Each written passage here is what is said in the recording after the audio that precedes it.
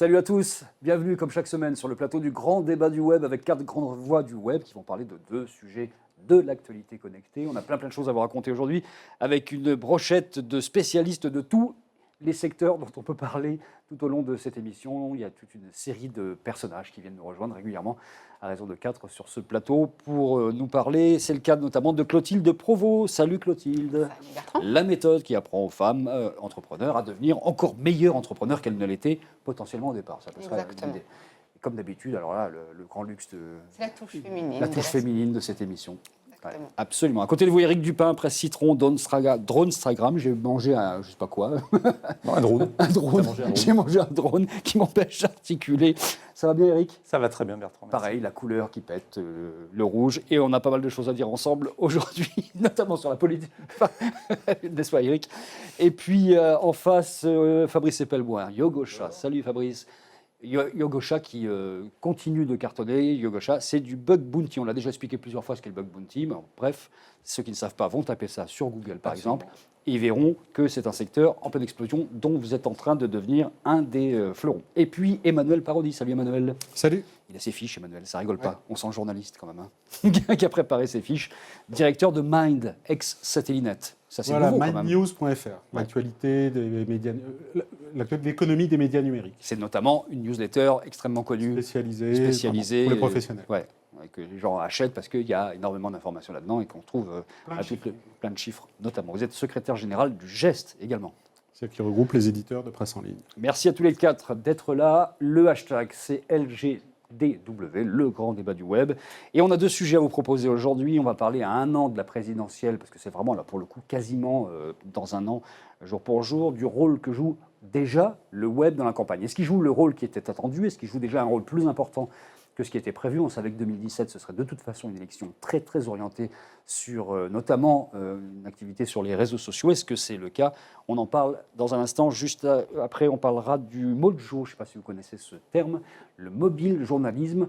N'importe quel journaliste peut devenir aujourd'hui un journaliste qui fait du live avec son téléphone. Ça veut dire aussi que n'importe qui peut, avec un téléphone, devenir forme de journaliste de l'instant qui va faire du live. Est-ce que finalement on est en train de devenir complètement addict au live fait à peu près dans n'importe quelle condition avec un téléphone? Est-ce que c'est ça le média de demain? On en parlera dans un instant. 1 an de la présidentielle, c'est donc là où nous en sommes aujourd'hui. Il y a pas mal de choses qui se sont passées. Il y a évidemment toutes ces opérations pour essayer d'avoir des primaires citoyennes. Il y a la vraie primaire, un scrutin en ligne pour faire émerger un candidat pour 2017. Vous avez la primaire.org qui a été lancée en octobre, qui est un peu plus ancienne et qui a déjà 25 000 inscrits. L'objectif est de 100 000. Il y a déjà 134 candidats. Autant dire qu'il n'y a pas que du côté des Républicains qui a foison de candidats, aussi du côté de la primaire.org. Évidemment, l'objectif, c'est d'en avoir un à l'arrivée. Et puis, il y a la transition.fr qui veut, avec 70 000 signataires d'une pétition, un nouveau candidat pour 2017. Voilà pour 3 des... il y a la primaire des Français aussi, que j'ai oublié, de Jean-Marie Cavada et Corinne Lepage notamment. Et puis, vous avez tous ces hommes politiques qui sont déjà en campagne et qui utilisent à foison les réseaux sociaux. On va peut-être commencer par celui qui est un petit peu, parce qu'il est aussi enseignant à Sciences Po et féru des choses politiques et du web, nous décrypter tout ça. Est-ce que vous avez l'impression, Fabrice, que ça y est, cette campagne elle est vraiment lancée, que ça se joue déjà sur le web autant que c'était prévu ou plus que ce qui était prévu? Alors, oui et non, elle est vraiment lancée, mais on n'a pas la moindre idée de ce que ça va être dans 1 an, et c'est une première. On n'a aucune idée des candidats qui vont se dégager de la gauche, notamment, parce que François Hollande, quand même, pose beaucoup de questions. Et du côté de la droite, on a des batailles internes, et on sait que d'un point de vue strictement démocratique, c'est parfaitement biaisé, vu que c'est les partis qui vont faire la nomination des seuls candidats qui pourront accéder à cette élection. Donc on est dans un système qui est parfaitement biaisé d'un point de vue démocratique.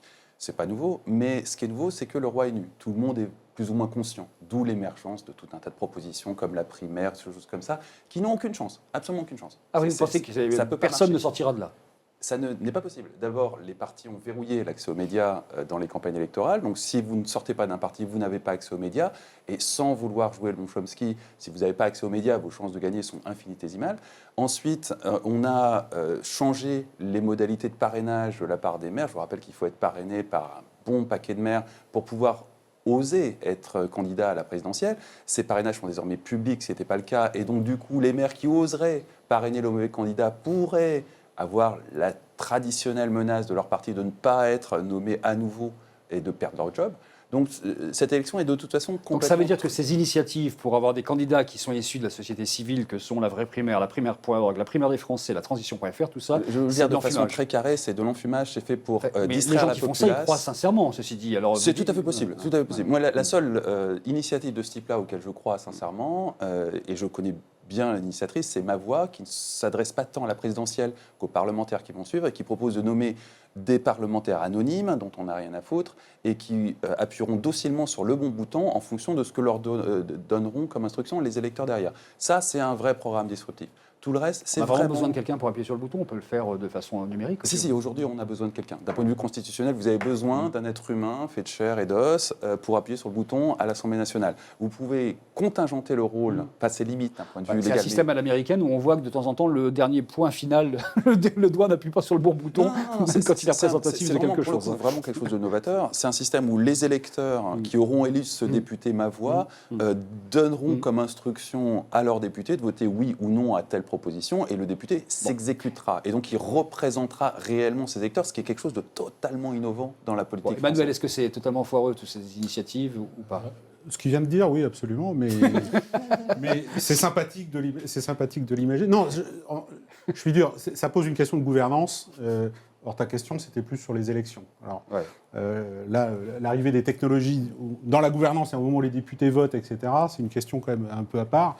Moi, ce qui me frappe par rapport à la question des élections, c'est que ça va être probablement la première élection présidentielle, en tout cas en France, qui va se faire dans des conditions de maturité des réseaux sociaux, de toutes les technologies de ciblage. C'est-à-dire qu'on va avoir, je ne sais pas quelle forme ça va prendre, mais il est clair que pour la première fois, on va utiliser tous les outils possibles et imaginables qui auparavant étaient utilisés par la publicité et le marketing. Ça s'est déjà produit, mais pas avec ce degré de maturité. Alors, on a parlé de logiciels Nation Builder sur lesquels tout le monde... C'est un CMS, en fait, Nation Builder, qui permet de gérer des communautés. Voilà. Ça veut dire qu'on n'est pas dans le débat d'opinion, là. Et c'est pour ça que toi, tu commentais le débat d'opinion. Oui, une base militante. Ça permet de gérer une base militante. Oui, quand je dis une communauté, c'est Nation une communauté de militants. C'est ça qu'a fait Obama. Bien sûr, mais Obama avait une base militante. Le PS n'a pas de base militante. Quant à la base militante de l'UMP, autant dire qu'elle flirte avec l'extrême droite. Et qu'il y a une très forte distorsion entre l'électorat de l'UMP et la base militante de l'UMP, ce qui est un énorme problème dans une... En tout cas, la question, c'est de distribuer des consignes de vote, d'avoir des volontaires pour faire des choses et relayer des choses. Et donc, c'est des tactiques de réseau. Les outils qui vont permettre de faire ça avec un niveau de ciblage marketing haute c'est du jamais vu. Ce que je veux dire, c'est qu'on n'est pas en train de parler de l'impact du web sur les opinions, et donc on n'est pas dans, l'influence ne va pas être là. Elle va vraiment être tactique, c'est-à-dire qu'on utilise le web pour ce qu'il est, un réseau de marketing direct. Ce sont des technologies de marketing web direct. sur les opinions, elle est considérable. Il y a déjà aujourd'hui... On va laisser parler les autres aussi après, Fabrice. La moitié des Français s'informent à travers Facebook. C'est-à-dire qu'ils s'informent à travers un flux d'informations qui n'est pas linéaire et qui ne suit pas l'actualité. Typiquement, les grandes affaires de corruption qui ont ponctué le quinquennat de François Hollande ressortent de façon régulière, alors qu'ils sont complètement décorrélés de l'actualité, et font que ces flux d'informations impactent l'opinion publique de façon majeure. On est d'accord, mais c'est un autre sujet d'une certaine façon. L'idée, c'était est-ce que le web joue ou pas un rôle concrètement, ce que vient de rappeler Emmanuel, dans l'organisation des élections, dans la stratégie de communication. C'est le cas aujourd'hui. Alain Juppé est en train de chercher partout des ambassadeurs, en fait, comme le font les marques, vraiment. C'est sa tactique. Il n'en a pas, mais enfin, il les cherche. Non, mais il n'en a pas parce que... Bruno Le Maire est en train de faire du Facebook Live, du Snapchat, du Periscope à gogo, parce qu'il a une petite nana derrière qui s'appelle Kéliane Bartenon, qui a 25 ans, qui est super branchée sur les réseaux sociaux et qui lui monte une campagne hyper branchée sur la partie jeune. Est-ce que ça marchera? On n'en sait rien. En tout cas, ça fonctionne dans ce sens-là. C'est la première fois. Des hommes politiques sur Periscope en live, on n'a pas vu ça souvent. Ça peut faire... Mais moi, j'ai envie de dire que qu'importe les tuyaux, si on n'a pas les candidats, quoi. C'est-à-dire que de toute façon, si les mecs sont pas crédibles au départ, on peut faire ce qu'on veut sur les réseaux sociaux, relayer comme tu veux, ils seront pas audibles. Ils sont déjà pas audibles maintenant, ils ne se l'auront pas demain. Donc c'est pas une question de tuyaux. C'est pas une question de tuyaux. Si on avait des gens qui incarnaient la politique de demain, peut-être que ceux qui sont au bout du tuyau s'intéresseraient. Sauf que ça va pas être le cas, puisque tu le dis, c'est verrouillé. Il y a un hold-up démocratique. Et regarde sur Donald Trump, les réseaux sociaux c'était verrouillé, le mec il a verrouillé tout, les réseaux sociaux se sont acharnés sur le mec. Il est là. Donc, ça ne sert à rien tant que tu n'as pas une multitude de... Ils ne sont pas acharnés sur Donald Trump. Ça, c'est la vision que t'ont donné les médias occidentaux. La réalité de terrain, c'est que c'était tout à fait partagé. Il y en avait qui étaient aussi pour. Trump a vachement bien utilisé les réseaux sociaux. Tu regardes ça à travers un prisme déformant qui est Libération et Le Monde qui te raconte la campagne de Trump. La réalité est tout autre. Hein. Trump a très bien En tous utilisé les médias sociaux. cas, ce que je veux dire, c'est que si on n'a pas les bonnes figures au bon endroit, le débat il pourra être ce Ça, qu'il c'est veut. clair. Mais Ce la sera vraie- détendu. on a un Voilà. bloc La vraie démocratique. question qui se posait, c'était les tuyaux utilisés par les figures peut-être non représentatives, et ensuite la recherche de personnes plus représentatives de la société civile via justement les primaires. Voilà. Mais ils ont aucune chance Bon, d'accéder. Fabrice nous dit qu'ils ont Ils aucune seront chance. pas- Est-ce qu'ils ont aucune chance Moi, je vois les choses un peu différemment. D'une part, c'est pas complètement nouveau, puisqu'on dit que la campagne d'Obama 2008 s'est faite via Twitter, qui était un outil qui, à l'époque, n'avait qu'un an d'existence. Donc, il avait déjà acquis une certaine maturité, même si nous, on a un peu de retard sur le sujet. Moi, ce qui m'intéresserait plus de savoir, c'est si, effectivement, donc, il y a les outils, les réseaux, mais est-ce que les hommes politiques viennent à nous via les réseaux sociaux? C'est-à-dire que, moi, je prends un exemple très concret, les influenceurs, les blogueurs, les Instagrammeurs, etc., sont sollicités très régulièrement par des marques pour faire des opérations. Je n'ai pas entendu dire jusqu'à présent qu'ils aient été sollicités par des partis politiques. Voilà, une vraie démarche qui pourrait être C'est proactive. pas les mêmes, on va dire. Alors Mais peut-être que... la réponse est oui aussi. Alors, c'est mais pour ça pas que- les mêmes influences. C'est pour ça qu'il y a une plateforme qui s'appelle Vox.org, qui a été montée par une Française d'ailleurs, et qui est dans pas mal de pays, et qui propose à la fois de recenser tous les programmes des candidats pour avoir une espèce de vision générale, et à la fois, quand il y a plus de 200 likes sur une question, de la proposer directement au candidat et de demander une réponse à ces candidats, ce qui est une solution qui, pour le coup, dans la campagne, peut créer un semblant d'interactivité avec les Mais candidats. là, c'est quelque chose qui est organisé. Moi, je préférerais que les hommes politiques soient spontanément dans le dialogue avec les internautes, etc. Alors, on sait qu'ils sont à l'écoute, on sait qu'ils sont très présents. Honnêtement, pour en connaître quelques-uns, c'est d'une violence telle que c'est inenvisageable pour tous les politiques. C'est quand même, il faut se mettre à la place de ces gens qui sont quasi unanimement haïs dans le pays aujourd'hui. Hein. Vous vous rappelez deux chiffres, 87% des Français ne font pas confiance aux partis politiques. 87%. Donc pour un homme politique, c'est absolument terrifiant comme perspective, les médias Oui, mais sociaux. C'est un justement, endroit où on je se pense fait que, cracher dessus. Le fait que 87% des Français ne fassent pas confiance aux partis politiques, je trouve que c'est un peu dommage quand même, parce qu'on tombe dans une espèce de poujadisme Bien qui sûr, est assez non, mais effrayant. on va vers cette voie. Mais c'est Et- un fait. Tu Ouais. dois faire avec. Tu ne Ouais. peux pas l'ignorer Bon, sous prétexte. Un que petit ça- tour de ça- table rapide. Qui est le meilleur aujourd'hui dans sa stratégie web, selon vous? Homme ou parti? Alors moi, j'en ai aucune Je sais ce que idée. va répondre Fabrice. Moi, je n'en écoute aucun. Ils ont totalement une avis pour moi. Donc, je serais incapable de dire parce Non, que... je sais pas que j'en écoute aucun. J'essaie de m'intéresser un peu au sujet. Aujourd'hui, je suis incapable de dire quel est l'homme politique le plus au fait de l'Internet. Et voilà, non, je sais pas. Je sais pas. Le plus au fait. Oui, ça, C'est j'ai une compliqué, idée. le plus au fait. Non, le plus au fait. Il y en a quelques-uns qui comprennent ce qui se passe. Hein. C'est pas beaucoup, mais il y en a quelques-uns. Par contre, qui utilisent le mieux Internet aujourd'hui. Le FN a-t-il gagné Oui, alors le FN. Le FN, c'est très particulier parce que c'est pas. je le le dis, je le FN dis en tant clairement. qu'FN, hein. Ouais, ça serait, le FN est quand même largement en tête C'est plus dans sa compliqué. façon de Ah, penser c'est vraiment le un des web sujets aujourd'hui. d'études, dans j'ai un cours là-dessus. C'est plus compliqué que le FN utilise bien les réseaux sociaux. Le FN a été exclu des médias traditionnels et du coup s'est réfugié sur les médias sociaux à l'époque où c'était rien. Début des années 2000. C'était rien du Et tout. donc ils sont habitués, ils sont là. Et ils ont appris, et leur base militante, non seulement a appris, et a appris à la dure, mais en plus s'est restructuré, ce qui leur permet d'arroser un spectre d'idées complètement Un mot incroyable. d'Emmanuel pour conclure sur ce sujet-là. Non, moi, il n'y en a pas qui émergent vraiment, mais le Front National, depuis des années, a quadrillé avec, c'est peut-être ça la différence, des militants très structurés Et très des militants, motivés. surtout. Eux, ils en ont. pour le C'était coup. typiquement ce qu'on disait décentralisé. l'extrême gauche. Oui. C'est ce qu'on disait l'extrême gauche dans les années dans les 70, 80. C'était eux qui étaient disciplinés, etc. Dans les autres partis, ils ont du mal à le faire parce qu'ils sont divisés. À l'intérieur des partis, ils sont divisés. Le FN aussi Mais est divisé. Regardez, C'est regardez ça qui est comment fantastique, Nuit hein. debout, qui était un événement, on va dire, d'extrême gauche, la communication qui se fait autour sur les réseaux sociaux de Nuit debout est absolument noyauté, le moindre message est immédiatement couplé par des militants du Front National. C'est-à-dire que dès qu'il y a des événements, ils quadrillent, ils sont présents, c'est efficace. Si ta question, c'est l'efficacité, Ah oui, le FN. c'est clair qu'ils sont extrêmement efficaces et ils se sont mis en mode marketing. On va rester sur cette Je vais conclusion. juste ajouter un truc sur le FN. Le FN a saisi, compris ou pas, je ne sais pas, mais enfin toujours est-il que la rencontre du FN avec les médias sociaux a restructuré leur parti, qui fait qu'aujourd'hui, il y a tout et n'importe quoi dans le FN. C'est une diversité d'opinions qui est inenvisageable ailleurs. On a aussi bien du Alain Soral qui, pour mémoire, égalité, réconciliation, ça prône la réconciliation avec les musulmans et chasser les juifs dehors, que le bloc identitaire qui prône extrêmement l'inverse. C'est dégager les On a compris que malgré le fait que ce soit une mosaïque, ils ont une force sur les réseaux. Du fait d'une décentralisation, c'est super important, et du fait d'une synergie entre ce mouvement de décentralisation des opinions et des initiatives et les médias sociaux qui sont le terreau idéal pour ça. Bon, on parle du deuxième sujet de ce grand débat du web. Qui d'entre vous est capable de me dire ce qu'est le news snacking? Peut-être Manuel, je ne sais pas. Le news snacking, c'est la façon de manger des tapas de l'info, quoi. Enfin, l'appeler comme ça. Quoi. Le buzz, le buzz. On ne se met plus à table, on mange des tapas, quoi. Ouais. C'est le buzz. On prend des petits morceaux d'infos comme ça, des petites vidéos qui font moins de 30 secondes et on consomme plein de choses comme ça. Il y a pas mal de gens qui disent qu'on ne consomme pas moins. C'est le cas de, je ne sais plus, j'essaie de retrouver son nom, oui, de Éric Scherer, qui est monsieur prospectif de France Télévisions, qui dit les gens ne consomment pas moins d'informations, mais totalement différentes. Des quantités industrielles de petites informations dont aucune ne rentre au cœur du sujet.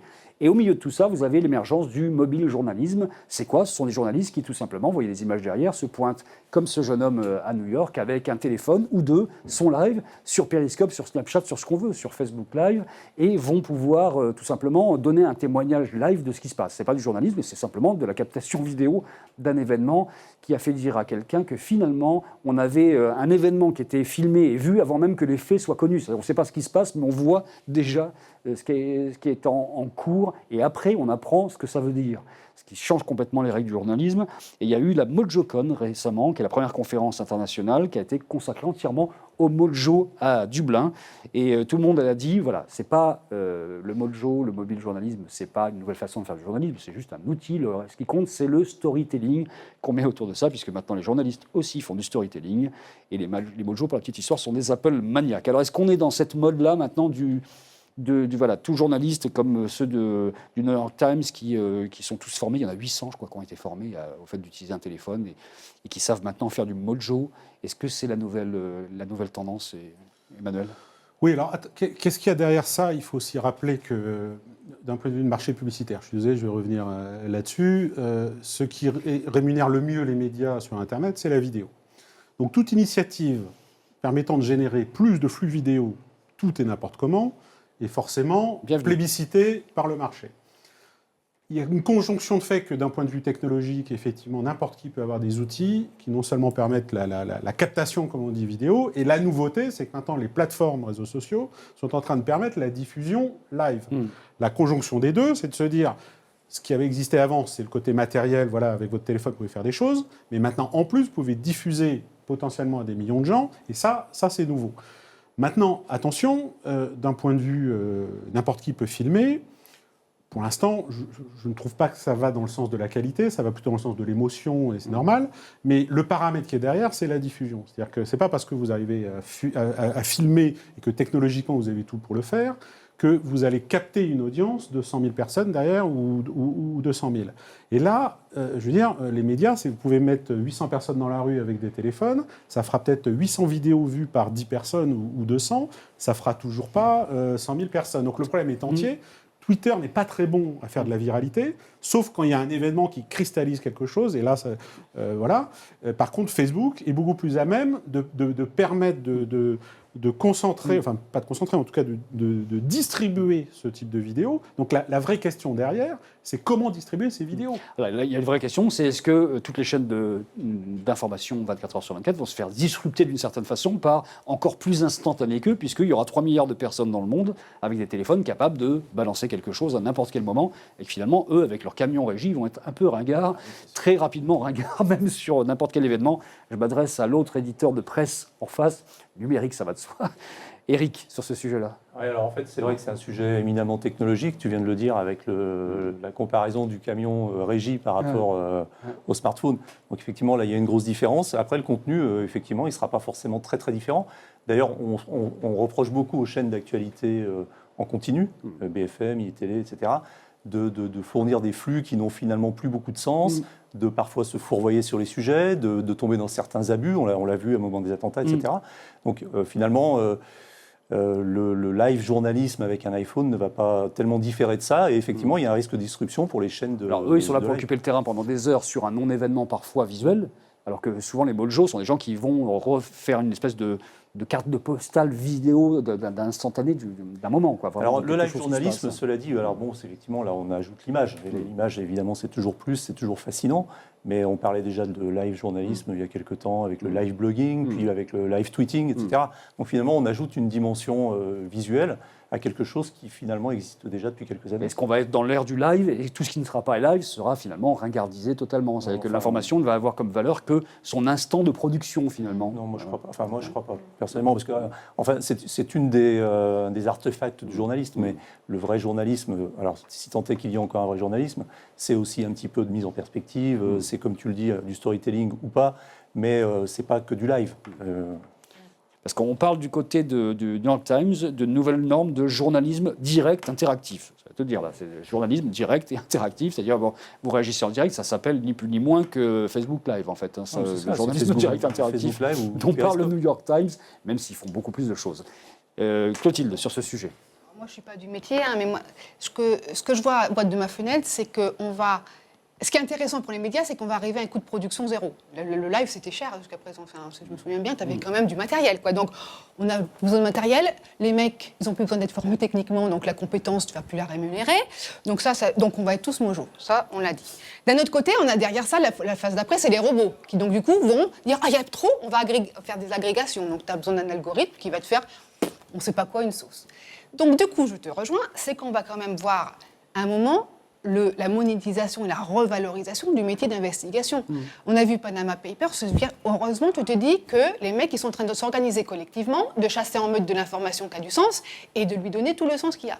Donc, dans cette grande, je sais pas comment ça s'appelle, dans cette grande soupe qui va naître du live, il va y avoir une opportunité de valoriser l'information à forte On n'a valeur même pas ajoutée. parlé des mojo robots, c'est-à-dire des drones, tout simplement, qu'on peut envoyer sur un événement maintenant hyper facilement dans l'absolu, en tout cas dans les villes où c'est autorisé, et filmer une manifestation, n'importe quel événement, un accident qui vient de se passer. Ce que font les chaînes américaines avec des hélicoptères va devenir faisable avec des drones assez rapidement. Sur ce sujet-là, Fabrice? Alors d'abord, je ne pense pas du tout qu'on va arriver à l'événement du live instantané, pas plus qu'on est arrivé à l'événement du temps réel quand Twitter est arrivé. Ça n'est guère qu'un phénomène de mode où tout d'un coup, tout le monde se focalise sur un aspect et un seul d'Internet. Il y a tous les aspects possibles. Vous trouvez encore du journalisme d'analyse qui analyse les choses, qui prend le temps de réfléchir. Dans la presse anglo-saxonne, hein, pas quasiment plus dans la presse française. Mais en tout cas, dans la presse anglo-saxonne, que ce soit l'ancienne...